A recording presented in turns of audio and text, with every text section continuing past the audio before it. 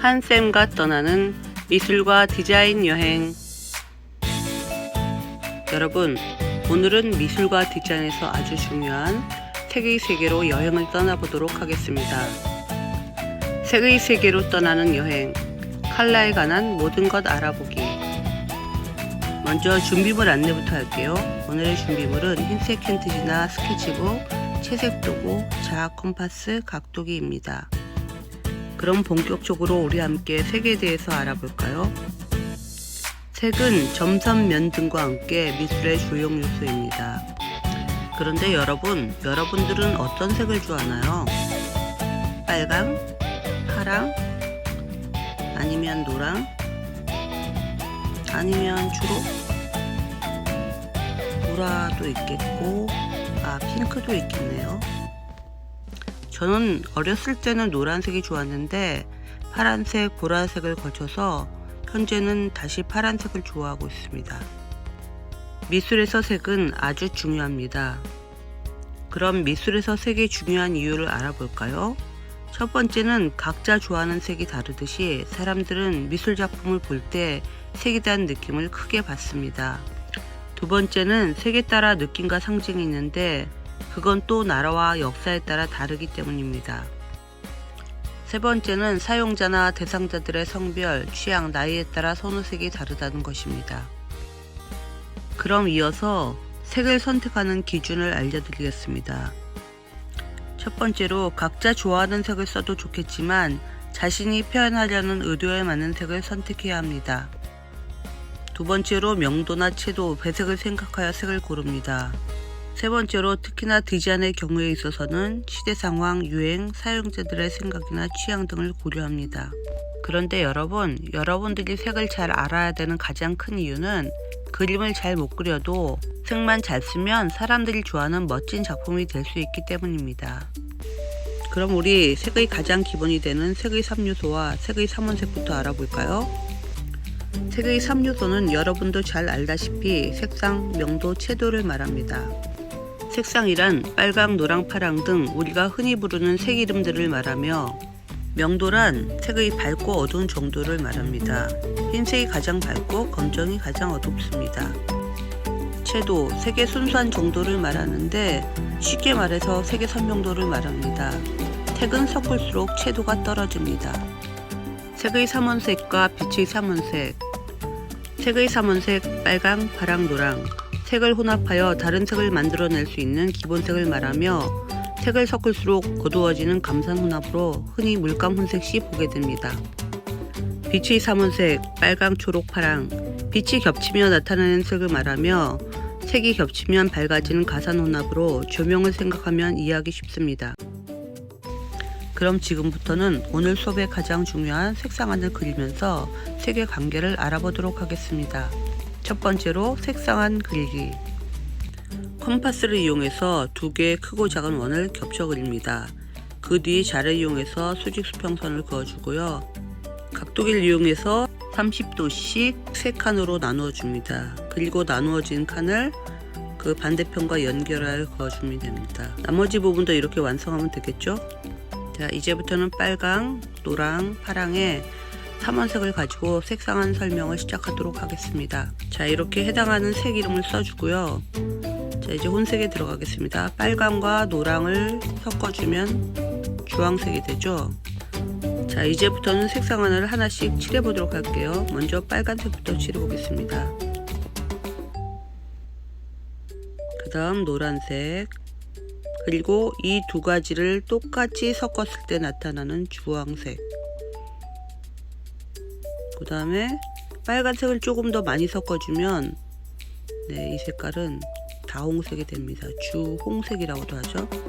그리고 주황과 노랑을 섞어주면, 즉 노란색을 더 많이 섞어주면 여러분들이 아는 귤색이 됩니다.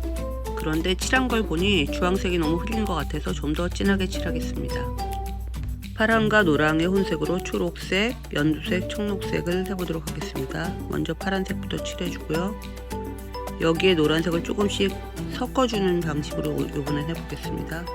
청록색, 여기에 노랑을 조금 더 섞어주면 원칙으로 말하면 파랑과 노랑을 정확하게 반씩 섞으면 초록색, 그리고 노란색이 많이 섞였을 경우에 연두색이 되는 것입니다. 그런데 연두와 노랑을 섞으면 어떤 색이 될까요?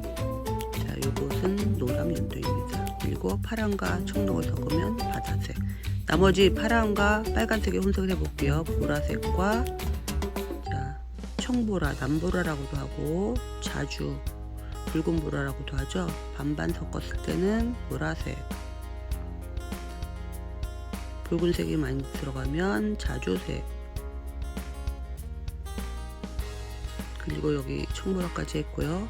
이제 색의 관계를 설명해 드리면 색상을 중심으로 좌우에 있는 색을 유사색, 친구색이라고 합니다. 자, 노란색으로 하면 주황색과 연두색이 친구색이 되겠죠. 그리고 우리는 지금 12색상환을 하고 있지만 색상환의 색수가 많아지면 유사색의 범위도 넓어지겠죠. 색상환을 알아야 되는 이유가 그거예요. 여기 중심점을 가서 반대편, 즉 여기는 반대색입니다. 그런데 얘와 얘가 유사색이라고 했기 때문에 얘도 반대색이 들어갑니다.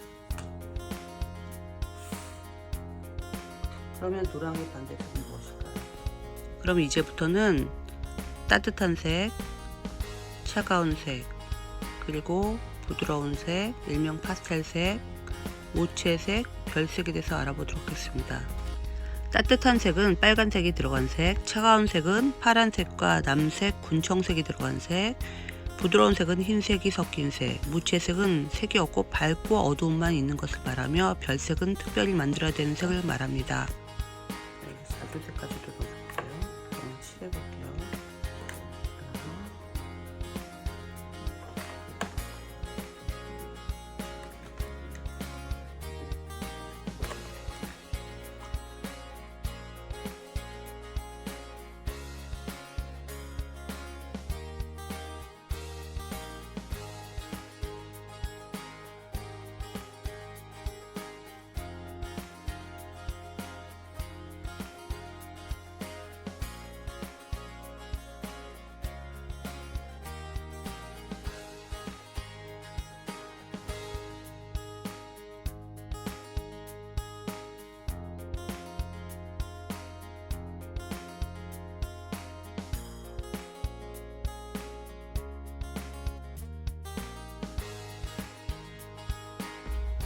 아차! 애매하지만 노란색도 난색이 포함된답니다. 앞서 칠한 얘처럼 색과 색을 혼색하면 여러가지 무수한 색을 만들 수 있습니다. 여러분 힘들겠지만 마지막으로 색의 느낌에 대해서 공부해 보도록 하겠습니다.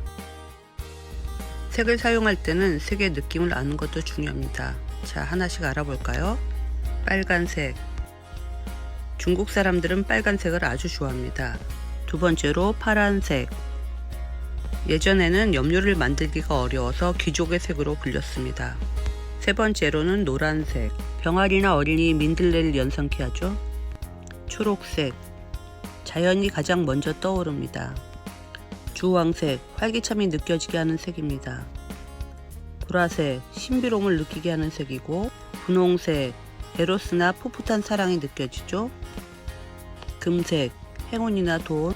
은색, 차가움과 첨단의 느낌. 검정색, 권력이나 재, 보수성을 상징하고요. 회색, 우울이나 고독, 노년, 공장지대를 연상케 하고요. 흰색은 순결함, 깨끗함. 갈색은 커피나 흙 등을 느끼게 합니다. 여러분, 색에 대해서 알려줄 게 너무 많아서 나머지는 다음 시간에 하도록 할게요. 마지막으로 다음 시간 안내와 준비물 안내를 하고 끝내겠습니다. 다음 시간에는 오늘 배운 것을 바탕으로 작가들의 작품을 감상하고 색의 배색과 색에 관련된 직업을 알아보도록 하겠습니다. 다음 시간 준비물은 참고로 봐주시고요. 오늘 우리가 함께 여행한 내용 중에 색상화는 그 관계만 알아도 미술과 디자인 편에 아주 유용할 것이라고 생각합니다. 여러분, 다음 색의 여행에서 만나기로 해요.